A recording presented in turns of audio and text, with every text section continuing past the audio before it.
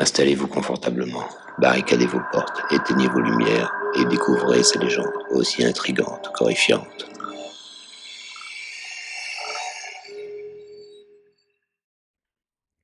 Soyez les bienvenus dans mon univers. Ce soir, je vais vous raconter 4 histoires. On commence par la première. C'était pendant les vacances d'été, à l'époque où on n'avait pas encore de portable à 12 ans. Comme tous les jours, j'avais rendez-vous avec mes amis pour finir notre cabane dans la forêt. On avait bien avancé, et pendant notre pause pour boire un coup, on discutait de Monsieur R. Les grands nous avaient dit qu'il était revenu, et qu'il était dangereux, consommant trop de drogue et de médicaments. Les grands avaient même peur de lui. On devait les prévenir chaque fois que l'on allait dans la forêt et quand on était revenu. La légende était donc vraie cette fois. Alors qu'on se remettait au travail, on s'est senti observé par quelque chose dans les bois. On ne voyait rien, mais on pensait à Monsieur R. Puis un bruit se fit entendre, et on comprit que ce n'était pas un animal. J, qui était grand, monta un peu sur l'échelle pour voir et se décomposa en soufflant de courir. On démarra au quart de tour, laissant tout sur place. Monsieur R nous poursuivait avec une dague de chasse en main. C'est quand il sortit des fougères que l'on comprit qu'il ne fallait surtout pas perdre ses 20 mètres d'avance. On avait plus ou moins 1 kilomètre à parcourir pour redescendre près des maisons et aller se planquer chez les grands. Monsieur R comprit où nous allions, donc il commença à ralentir. Les grands nous avaient entendus hurler dans les bois. Donc ils montèrent à notre rencontre, avec de quoi calmer les ardeurs de Monsieur R. Il s'arrêta à l'entrée du bois et nargua les grands avec sa lame. B, J et moi avons failli tomber dans les pommes. C'était la peur de notre vie. On avait bien compris que le couteau n'était pas juste pour faire beau. Qui sait ce que cet homme aurait fait s'il avait réussi à attraper un de nous trois? Il nous fallut une vingtaine de minutes pour nous remettre de nos émotions. Bien sûr, en rentrant, il fallut trouver une excuse pour les outils. Et surtout, on ne dit rien. Le lendemain, les grands nous avaient ramené nos outils. On avait interdiction de retourner sans eux dans le bois, pas tant qu'ils ne lui auraient pas fait la peau, comme ils disaient. 2 jours plus tard, on vit les grands se préparer bizarrement. Je dormis chez B, ce soir-là, et de sa fenêtre on voyait tout le quartier. Les grands sont descendus sur la place avec des bâtons, des baramines, des marteaux, etc. On n'a pas tout vu, mais Monsieur R a dérouillé sévère. Le SAMU est venu le chercher, probablement car des voisins avaient appelé. Le lendemain, les grands étaient tendus. Les gendarmes étaient passés le voir. Les 3 gardiens de la paix étaient intervenus avec le SAMU la veille. Leur visite n'était pas pour accuser, ni même interpeller l'un de nos protecteurs. Justement, cela les arrangeait bien que quelqu'un ait calmé les ardeurs de Monsieur R à leur place. Les gendarmes étaient juste venus répéter les derniers mots de ce cinglé avant que l'ambulance ne parte. Il avait juré de revenir tous les fumer. Par chance, Monsieur R a été interné pendant plusieurs années. Les traitements qu'il a dû subir l'ont bien affaibli, mais il reste toujours craint de par sa légende. Alors justement, la question que je me pose, est-ce que c'est une légende? Est-ce que c'est une histoire vraie? J'aimerais savoir. Quoi qu'il en soit, c'est vrai que je fais partie de cette époque où à 12 ans on n'avait pas de téléphone portable, ni même à 16 d'ailleurs. J'ai eu un téléphone portable très très tard. Et même s'il n'y a pas ce monsieur R, en admettant qu'il n'existe pas, c'est vrai que par précaution, même si c'est juste pour faire une cabane dans les bois, il faut quand même mieux prévenir les adultes que l'on va dans les bois. Il faut toujours quand même prévenir quelqu'un, surtout à 12 ans. Même encore maintenant et même encore à l'époque. Passons maintenant à la seconde histoire. La seconde histoire se passe au Canada. Ma mère, mon frère et moi avons déménagé en 2010 dans une maison centenaire à Laval. Plein d'événements étranges nous sont arrivés durant les premières années, mais nous n'avons pas fait cas. Jusqu'au jour où mon frère prend une photo de lui dans sa chambre et une silhouette de visage humain apparaît sur cette photo. À partir de ce jour, nous n'avons plus douté de la présence de cette âme qui vit avec nous. Voici les événements que nous avons vécus. Au début, c'était ma mère qui sentait cette présence. Elle a commencé à entendre des sacs à dos, selon elle, se faire traîner par terre à l'étage où est située ma chambre, celle de mon frère, et une petite garde-robe entre les 2 chambres. Ensuite, ce fut notre chat qui l'a réveillée durant la nuit, qui lui marchait dessus et la piétinait. Un jour, elle réalisa que notre chat n'allait jamais dormir avec elle. Zébu, notre chat décédé depuis 3-4 ans, viendrait encore la réveiller certaines nuits. Mais on s'entend pour dire que ça n'a jamais été Zébu qui réveillait ma mère. Un soir en 2012, vers minuit, je dormais chez mon copain de l'époque. Mon petit frère, qui avait environ 12 ans, décida de prendre une photo de ses abdos dans la fenêtre de sa chambre, vu qu'il n'avait pas de miroir à proximité, pour l'envoyer à sa copine. À cette époque, mon frère avait un téléphone flip, donc aucune application pour modifier la dite photo. Petit aparté, je pense qu'un téléphone flip, ça doit être un téléphone à clapet ici. Je reçois un appel de mon frère terrifié. Il était trop jeune pour me faire une blague, et ce n'était pas dans son tempérament. Il m'envoie la photo par message texte, et me dit que le visage est apparu lorsqu'il a pris la photo. Au départ, je ris et je lui demande d'arrêter de niaiser. Il me répond d'un ton inquiet que ce n'est pas une farce. J'ai pensé qu'il avait peut-être quelqu'un dans sa chambre. Je lui ai demandé donc de quitter sa chambre et d'aller immédiatement réveiller ma mère. Ils m'ont raconté par la suite qu'ils ont fait plein de tests pour trouver une explication raisonnable à cette apparition, comme par exemple allumer la télévision et prendre une photo, allumer la lumière et reprendre une photo, etc. Évidemment, rien n'a pu former un visage comme celui-ci. Suite à cet événement, ma petite famille est allée dans un magasin de type chamanique amérindien pour acheter des produits pour traiter la chambre de mon frère. Deuxième aparté, je suppose que vous avez acheté de la sauge ou des choses comme ça pour essayer de purifier la chambre de ton frère. Il faut savoir que mon petit frère de 12 ans à l'époque n'a pas été capable de dormir dans sa chambre pendant plusieurs semaines suivant la prise de cette photo. La propriétaire du magasin lui a conseillé de parler à voix haute lorsqu'il y a une manifestation et de dire l'année que nous sommes ainsi qu'ils ne sont pas les bienvenus. Si les produits étaient peut-être une arnaque, en soi, ça allait le rassurer pour la suite.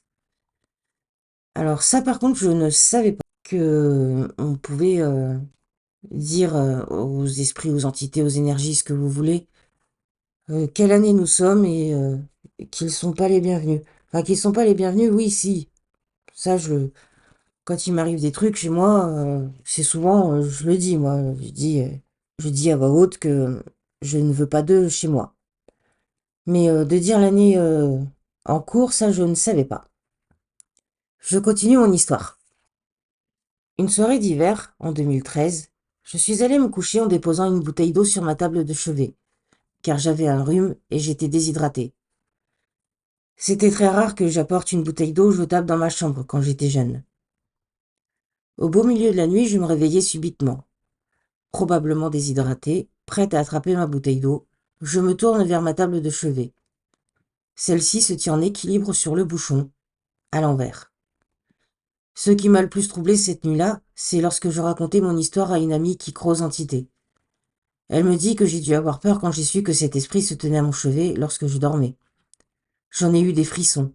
L'été de 2013, ma mère et mon frère sont partis en voyage aux États-Unis. J'étais donc seule à la maison. J'avais presque 16 ans. Un soir, j'écoutais une émission télévisée allongée sur le divan. Notre salon est en avant de la maison, où la fenêtre donne directement sur le balcon, qui mène à la porte d'entrée. J'entendis quelqu'un monter sur notre balcon. Prise de panique, je m'écrasai le plus possible sur le divan pour me cacher de la grande fenêtre et de la personne qui s'y trouvait. J'étais totalement terrorisée. J'entendis ensuite la personne essayer de tourner la poignée de porte d'entrée qui était barrée. Qui était barrée, ça veut dire qu'elle était fermée à clé.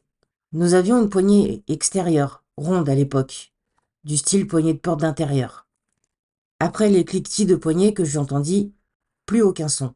Jamais entendu la personne redescendre de notre balcon de bois. J'ai appelé une amie en lui disant qu'elle devait absolument venir me voir, car j'étais pétrifiée.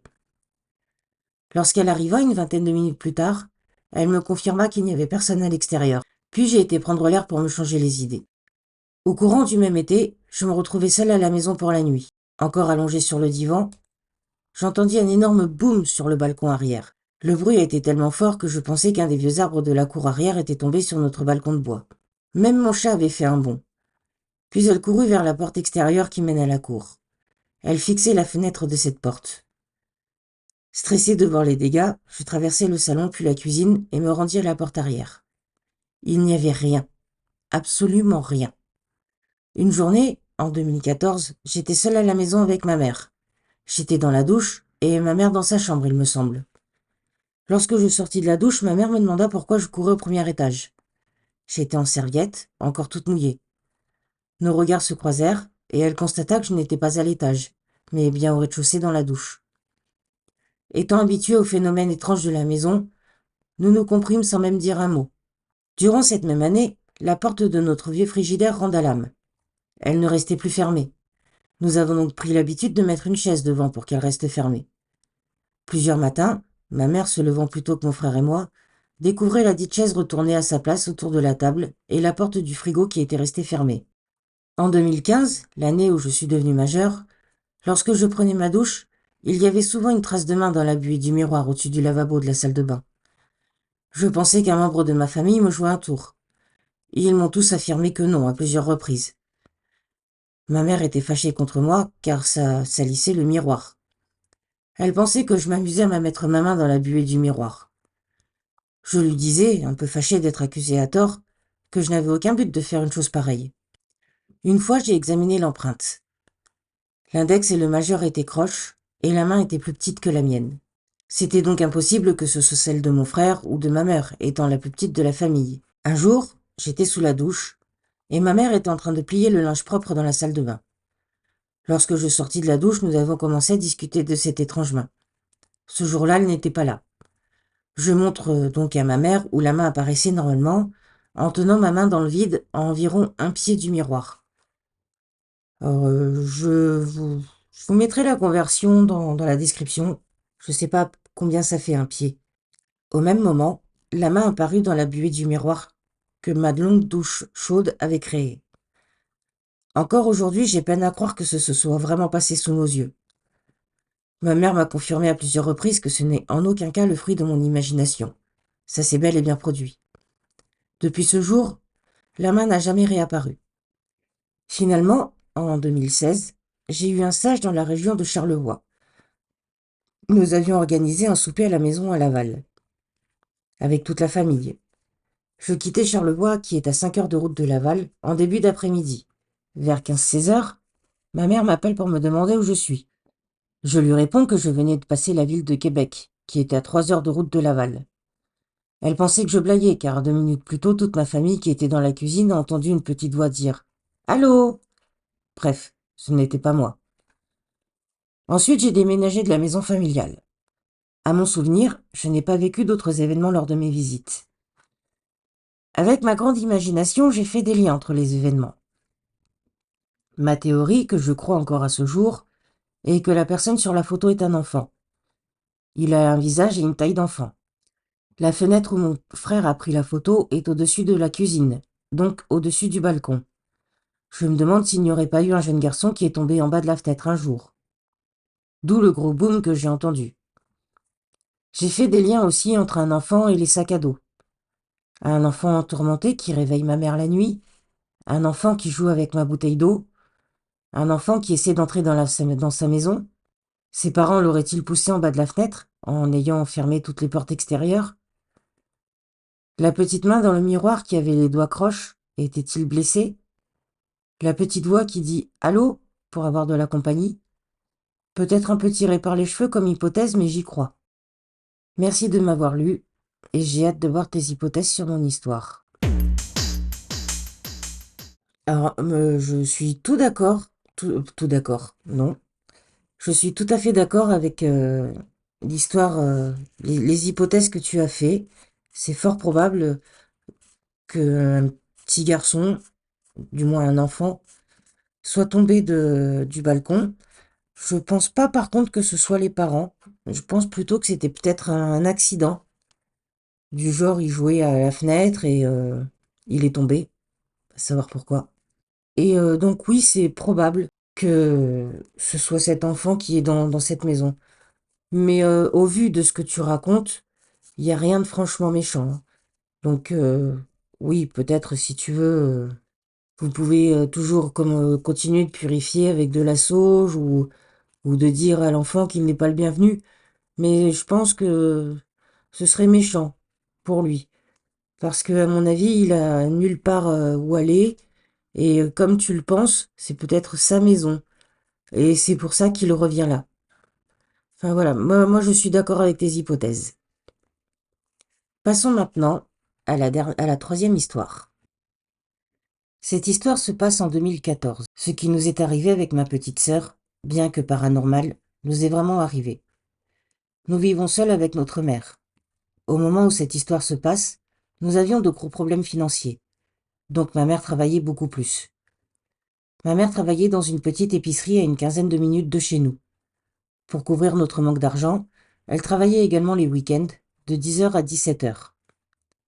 Ma sœur et moi étions habitués à rester seuls, et nous avions donc des règles à suivre.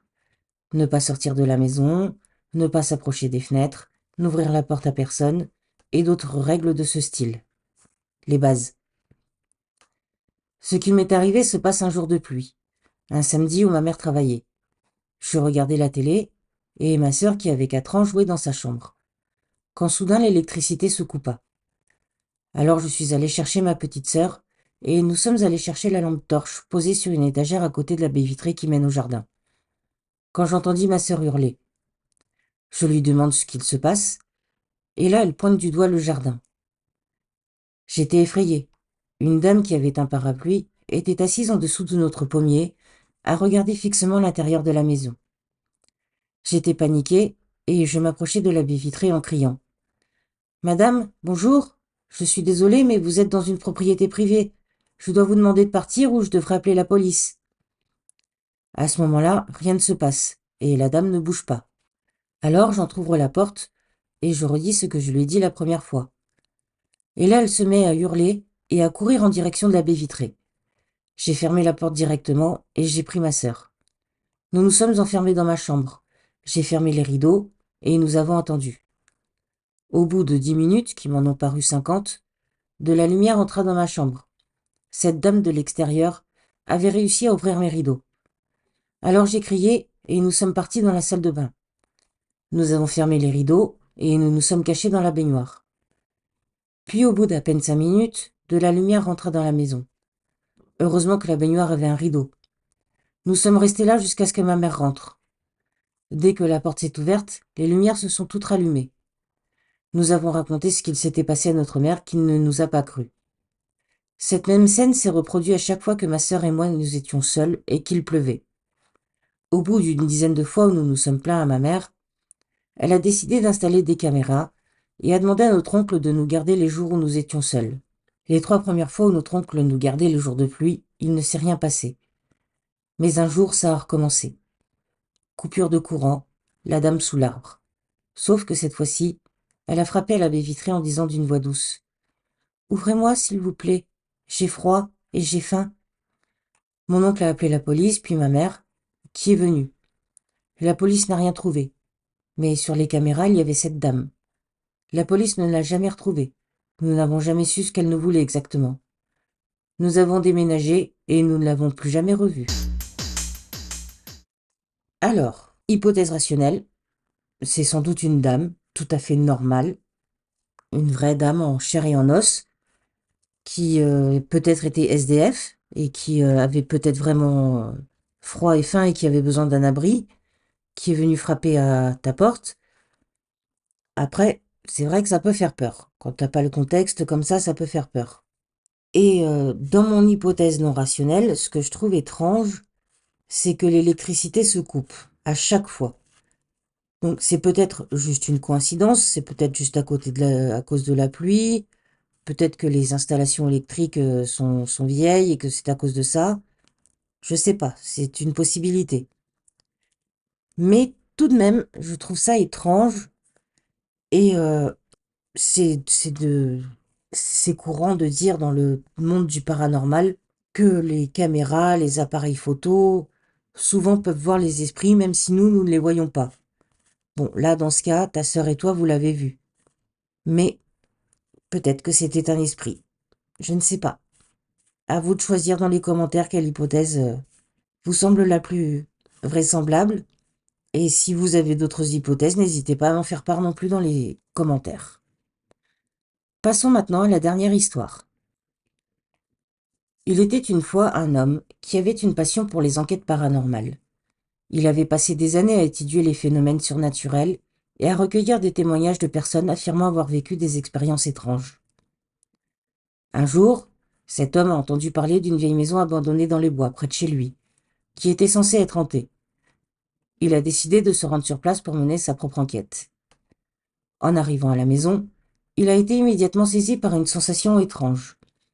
Il avait l'impression d'être observé, mais il n'y avait personne en vue.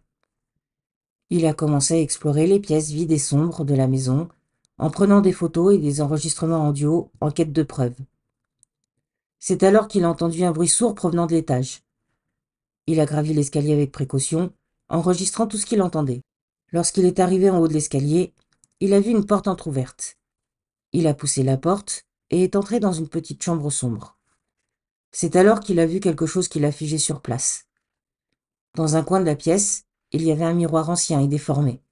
Cet homme a été attiré par le miroir et s'est approché pour y jeter un coup d'œil. Ce qu'il a vu l'a laissé bouche bée. Dans le miroir, il a vu son propre reflet, mais il était déformé, comme si quelque chose d'effrayant se cachait derrière lui. Il a commencé à entendre des voix et des gémissements qui semblaient provenir du miroir. Il a essayé de fuir la pièce, mais la porte était bloquée, et il était coincé. Il a fini par disparaître sans laisser de traces. Les enquêteurs ont retrouvé son enregistreur audio, mais ils n'ont jamais retrouvé aucune trace de lui. Les enregistrements qu'il avait faits dans la maison abandonnée étaient effrayants, remplis de voix démoniaques et de gémissements sinistres. Jusqu'à ce jour, personne ne sait ce qui lui est arrivé. Certaines personnes prétendent que le miroir dans la maison abandonnée était en réalité un portail vers l'au-delà. Alors, il est vrai que toujours dans le monde du paranormal, dans les récits science-fiction fantastiques, les miroirs sont des portails. C'est d'ailleurs pour ça qu'il est conseillé de ne pas dormir avec un miroir dans sa chambre, surtout en face de son lit. Ça peut attirer des esprits. Et donc, c'est possible que ce miroir ait été un portail vers un autre monde, une autre réalité. C'est possible. Moi, j'y crois en tout cas. Après, personne ne sait ce qui lui est arrivé à cet homme, vu qu'on ne l'a pas retrouvé, qu'il a disparu. Quant aux enregistrements sur l'enregistreur audio, euh, les enregistrements effrayants, remplis de voix démoniaques et de gémissements sinistres, ça peut tout à fait être des bruits ambiants et qui ont été mal enregistrés, entre guillemets, par l'enregistreur. Ça, c'est tout à fait possible aussi. C'est une hypothèse tout à fait rationnelle. Voilà, j'espère que ces histoires vous ont plu. N'hésitez pas à vous abonner, à liker la vidéo et à commenter. Donnez-moi vos hypothèses sur ces histoires. Dites-moi ce que vous en pensez. Si vous avez des idées, n'hésitez pas. Je serai ravie de lire vos idées. En attendant, je vous fais des gros bisous et je vous dis à bientôt.